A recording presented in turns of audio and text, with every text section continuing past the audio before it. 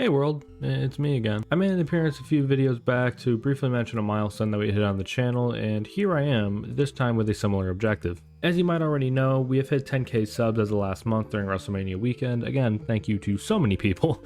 And I was talking about this at the time, and I mentioned how I didn't have anything specific in mind in terms of a special to celebrate this, but I left it up to that video's comment section to maybe supply me with an idea. There were some suggestions that I did enjoy and that I will take into consideration for future videos, but there was one suggestion in particular for a match that changed everything about professional wrestling since it took place, nearly single-handedly inspired a genre of the sport, and is the perfect match to really go back and encapsulate how this channel started out 11-ish months ago. A match that, much like this achievement, can be described using one word in particular, that word being explosive. Atsushi Onita versus Terry Funk, two of the most influential and legendary performers in the history of professional wrestling for varying reasons. Funk is probably one of the most versatile professional wrestlers of all time, who was crazy enough to work nearly any in-ring style while continuously being a guy that wrestlers would base their entire style around, while Onita is one of the most important people in both Japanese wrestling and deathmatch wrestling history, while also being able to adapt to career-altering situations to ultimately create one of the greatest success stories in the history of our sport. One thing that they both have in common is that they made quite the name for themselves in the world of hardcore wrestling, facing a myriad of opponents, but there weren't many that would have a match with them as notable as the war that they'd have against each other in 1993, the lone singles match that they would have, and this is what we will be discussing in today's video. If you do enjoy this video and you want to see more videos about all the random and cool stuff that comes from pro wrestling, be sure to leave a like on this video and subscribe to the channel if you have not already, and with that being said, let's get right into it.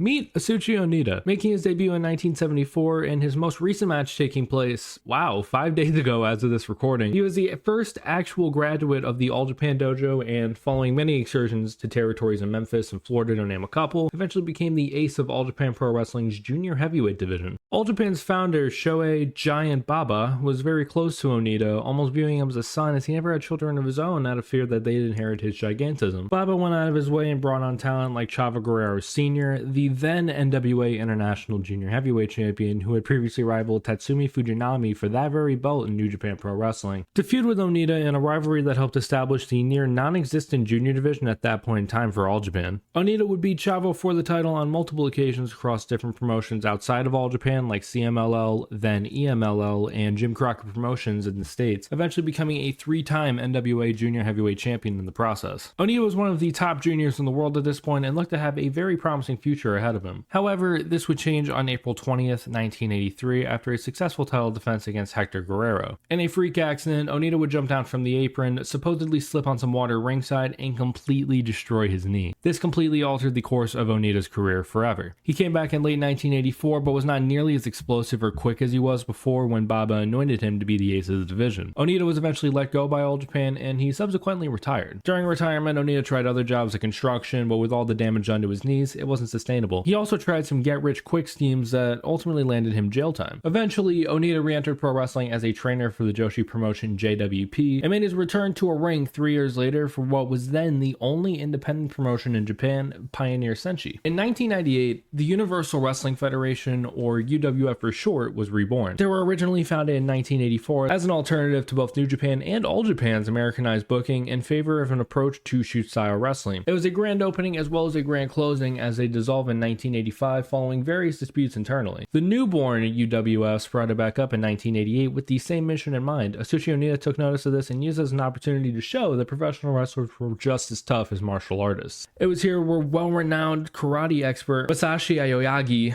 I definitely mispronounced that, I'm so sorry, was called upon, and he'd face Onita in a match that was held under traditional karate rules. This took place on July 2nd, 1989 at the famous Corrigan Hall in Tokyo, and it ended in Onita DQing himself after delivering multiple headbutts to Aoyagi and applying wrestling holds which were barred from the contest. This ultimately set up what would be the first 2 main events for the brand new Frontier Martial Arts Wrestling, also known as FMW, founded by Onita as an effort to blend pro wrestling and martial arts into one product. The first 2 events were considered successes financially, so they continued to run events in this style, and eventually they branched more into the hardcore deathmatch brand that you right now likely associate FMW with. As told by Onita, the main reason for his gravitation to this style sparked on September 4th, 1981, when he and Masafuchi faced a very young Eddie Gilbert and Ricky Morton in Tupelo, Mississippi for the Continental Wrestling Association in what was one of the first installments of the concession stand brawl. It was here when a woman in the crowd got a little too giddy and kicked the fuck out of Onita with her high heel on, leaving a gash on his face. It was this moment where Onita had an epiphany. Hardcore wrestling could evoke the most emotion possible out of an audience when done correctly and get them even more invested into your product. It was this coupled with Onita's infatuation with barbed wire from his trips to Puerto Rico that really got the ball rolling in that aspect for FMW. Throughout time, FMW would become bigger and bigger and ultimately became one of the biggest promotions in all of Japan, easily rivaling New Japan and Onita's former home of All Japan, which is insane because FMW didn't even have a great TV deal for a while. I feel like one of the biggest misconceptions of FMW is that they were solely a deathmatch promotion with no other primary value, and while FMW is widely remembered for its batshit insane stunts, it also has some of the greatest in-ring talents in the history of Japanese wrestling like Onita, Masato Tanaka, Tarzan Goto, and of course the late Eiji Izaki, more commonly known by fans as Hayabusa, just to name a few.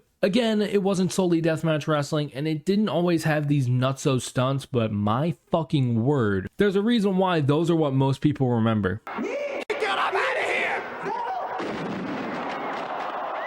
Breathe.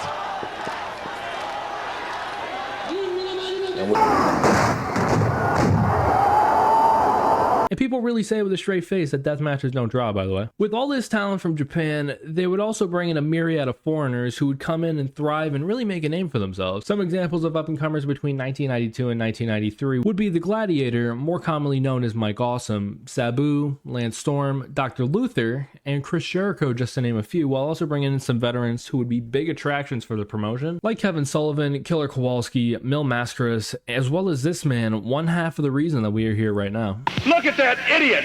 Don't you realize that there's nobody here?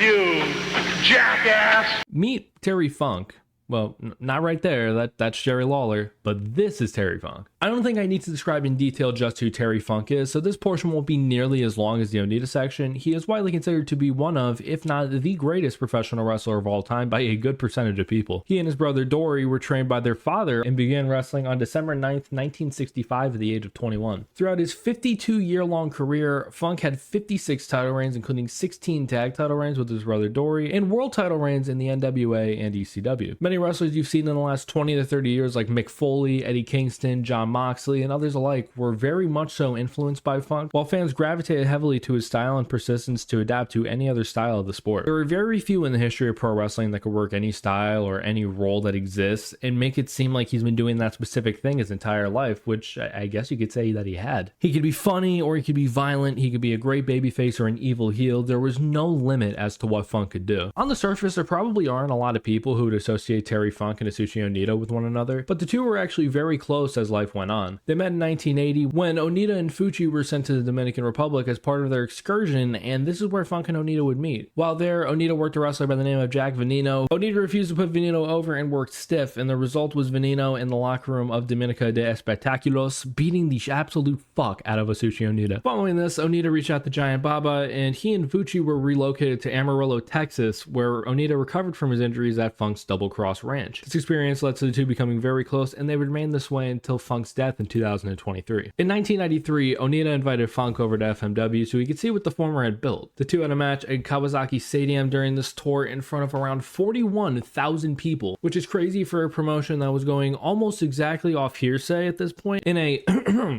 no rope, barbed wire, current blast, super large, time bomb deathmatch. If you're not at all familiar with FMW or deathmatch wrestling as a whole, you're probably wondering what the fuck I just said, and I will explain. Instead of traditional ring ropes, the ring was surrounded by barbed wire. There were explosives rigged on each side of the ring, so if you sent your opponent into one side, it would detonate. The only way to win was by a traditional pinfall or submission, and at the 15-minute mark, regardless of if the match ended or not, the entire ring would explode. The match took place on May 5th, 1993 for FMW's 4th anniversary show and emanated from the aforementioned Kawasaki Stadium in Kawasaki, Kanagawa, Japan. I think we have everything we need, so let's get right into the match. Funk is the first to make his way out, entering the ring very carefully for obvious reasons. Onita comes out next, while Wild Thing, specifically the version by the Trogs, plays over the loudspeakers. I prefer the one by X, but I digress. He makes his way out to the ring surrounded by the mammoth crowd. Ring announcer and future owner of FMW, Sorichi Arai, makes the announcements for both Funk and Onita, and the official pats down both men as the bell rings rings and the match begins. Funk and Onita circle around each other briefly before locking up in a standard collar and elbow, trying to get one another into the explosive barbed wire for the first couple of minutes. It breaks once Funk delivers an elbow to the skull of Onita, followed by a headbutt and a stiff chop. Funk dances around the ring as he delivers jabs to Onita before he gives him a big blow that would lead to our first example of an explosion in this match. You can see the shirt and shoulder blade of Onita immediately become charred somewhat. Funk gets Onita back up, gets some more jabs on him, but tries to throw him into one of the other explosive sides, but Onita sits down to make himself dead weight. Funk pulls him back up by his hair, gets him into position for a pile driver, and connects. Funk goes for the pin and only gets a 2 count. Funk drags Onita back up, hits a swinging neck breaker and a standing knee drop to the face of Onita, attempts another pin but only gets a 2. Again, Funk gets Onita up to his feet, but this time is successful in sending him straight into the explosive barbed wire. Fucking Christ, was this one more explosive. Funk proceeds to chop Onita into the barbed wire as Onita falls down to the mat. The crowd chants, while Funk drags Onita back to his feet and gets back to work. Onita finally gets his first bit of offense in this match with a headlock, but Funk quickly counters with a shin breaker. Funk tries to pull Onita into the barbed wire to go 3 for 3, but Onita is barely able to fight out of it, slowly gets his wits about him. Funk keeps him in a headlock, but Onita counters and finally hits his first move on Funk, a belly to back suplex. However, Funk will quickly recover before Onita could even be aware of the situation and nails him with a crawling headbutt. Funk tries once again to send Onita into those explosives, but a bloody Onita counters and throws Funk straight into the wire. And this is where the tides completely shift for this match. Both men get up. Funk nearly stumbles into the remaining barbed wire wall, but falls down before a disaster ensues. Onita picks him up, spikes him on his head with a DDT, goes for the pin, but only gets a 2 count. Onita gets him back up and into a headlock position. Funk tries a couple of times, but is eventually able to give Onita another shin breaker. Both guys are running on fumes at this point. Staggering, Funk received many headbutts from Onita, and it looks like he's going to go through the wire, but he throws Onita right into that barbed wire. The barbed wire isn't able to support Onita this time, and he falls outside of the ring. Onita fucked up his hand on the landing, as you can see, rolls back into the ring. Funk is just effortlessly flailing at Onita while stumbling all over the ring. By this point, we reach the 10-minute mark in this match, and the ring is getting ready to go boom in less than 5 minutes. Funk and Onita swing at each other with all that they have before Onita takes Funk down with a punch, falls down to the pin, and only gets a 2. Funk goes skull first into Onita multiple times before Onita retaliates a headbutts of his own before both men fall down with less than 4 minutes remaining. Funk tries to go for the spinning toe hold twice. He is unable to lock it in, and Onita sends Funk back first into those explosives. They both get up. Onita hits another spike DDT, goes for the pin, and this time is successful in getting the 3 count with 2:47 remaining on the clock. The match is over, but the fight sure as shit is not. Funk takes his wrist tape off and tries to choke Onita with it. Funk loses his shit and throws the official to the side, but Onita recovers quickly and spikes him with a third DDT with 1:52 remaining. Onita picks Funk up and drops him with 2 power bombs with about 1 minute and 23 seconds remaining. Onita exits the ring with less than 30 seconds remaining, is about to go to the back, and then you see the oh shit on his face when he realizes his best friend is about to be blown into smithereens. Onita tries to slap Funk when he gets back into the ring to wake him up, to no avail, eventually gives up and covers his friend before the inevitable happens.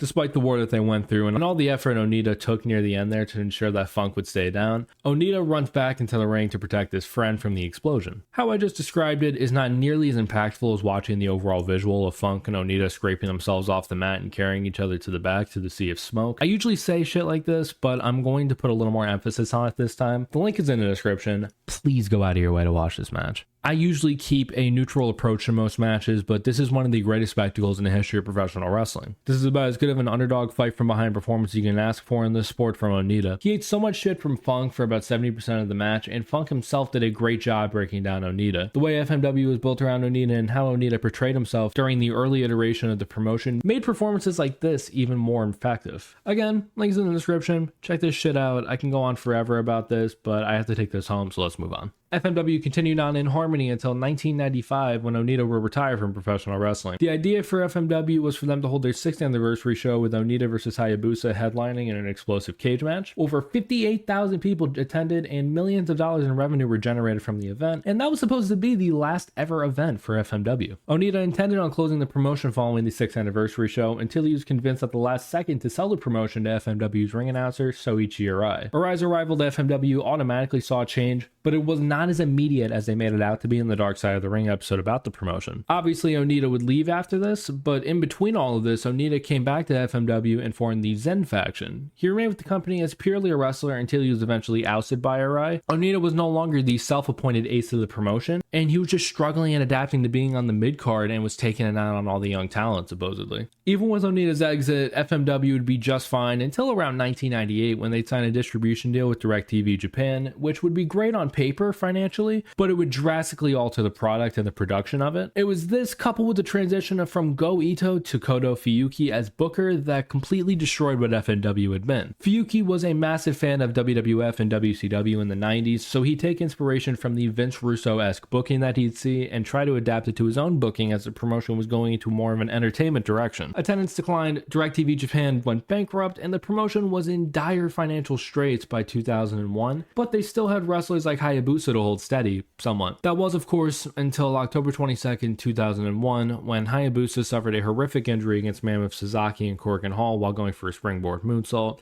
paralyzing him and permanently ending his in-ring career. FMW did not last much longer, and the promotion would go bankrupt on February 15th, 2002. Arai would commit suicide by hanging on May 16th, 2002, in hopes of his life insurance covering the debt that he and the company owed to the Yakuza, where they owed a combined $4 million. There were various incarnations of FMW that had popped up. Some of them were from Onita himself, but never exactly FMW due to trademarks and whatnot. I don't even know if he owns the trademarks nowadays, because the current iteration of this is now FMWE. The E stands for explosions, in case you were wondering. They just had Tory Funk Jr.'s last match on August 24th, 2024 at the age of 83. Again, it's not what he used to be, but it's still a sight to see for sure. From 1993 to 2017, Funk retired about as many times as I have videos on this channel, had some really cool runs in ECW, WWF, ROH, and made a bunch of appearances in other promotions. His last matches were for Big Time Wrestling in September of 2017. There were 6-man tags where he didn't have to do all that much at the age of 73 and was just about it there. Funk faced a myriad of health issues near the end of his life, which would ultimately lead to his death on August 23rd, 2023 at the age of 79 years old. It was reported that he had dementia among other lingering health issues and was in and out of hospice. It was a very unfortunate thing to read at the time, and that obviously played a factor in his passing. But yeah, that was Terry Funk, Atsushi Onita, and the most explosive death match in wrestling history. What did you think? Feel free to let me know down in the comments what you thought about this video, as I look for all feedback, positive or negative. If you did enjoy it, be sure to leave a like and subscribe to the channel if you have not already, so you do not miss out on any future videos. Thank you guys so much for watching. Thank you all once again for 10K, and I hope to see you all in the next one. Peace out.